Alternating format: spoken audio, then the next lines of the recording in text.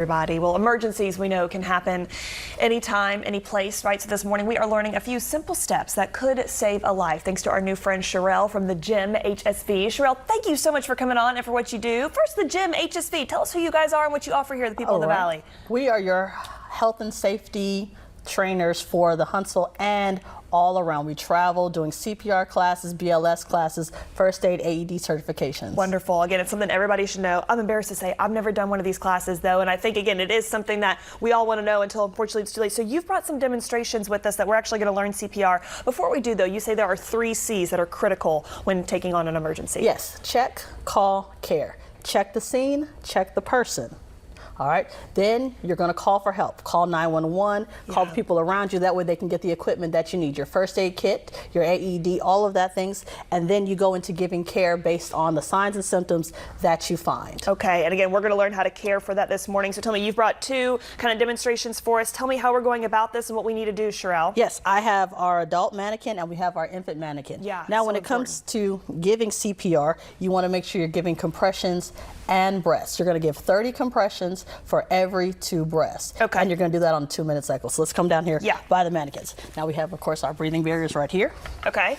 So like I said, we want to make sure when we're giving our compressions, you want to find the center of the chest, placing your palm on the center of the chest, interlocking your shoulders and put it coming directly over. Okay. Okay. When you press down, you're going to press hard and fast. Is there a song? I've heard like certain songs are supposed to be to kind of keep the beat. Do you go by that, or you just go?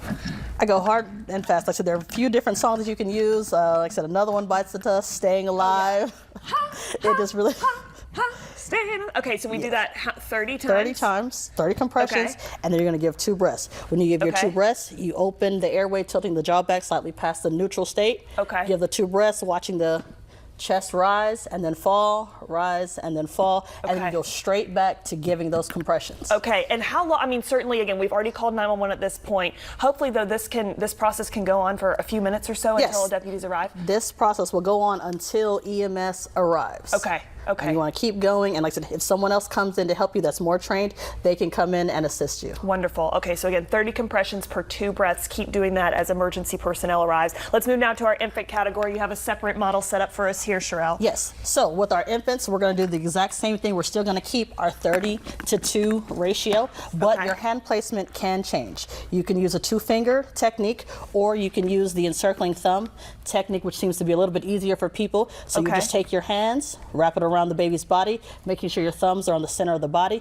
and you're going to compress the chest 1, 2, 3, 4, all the way to 30. Okay. And then you're going to go back and give those 2 breaths. Okay, so same method, again, just slightly different hand placement. Yes. So again, just these 2 thumbs right here, and doing that 30 times per 2 breaths. Wow, this is phenomenal. Have you found too that sometimes the CPR, they even kind of they release the food that they're choking on? Have you found that several times? It depends on where the object is. So if you have a choking infant, before you go and give those breaths, especially if they become unresponsive, you want to look into the airway, and you only sweep if you see something. If you don't see anything, you go back to giving those compressions. Okay. Sherelle, it's phenomenal work. I feel like, again, I've never done this before. I so should have, but you guys teach classes around. Tell us again, the Huntsville, or the Gym rather, HSV, yes, the Gym and where people can sign up for, again, wonderful training.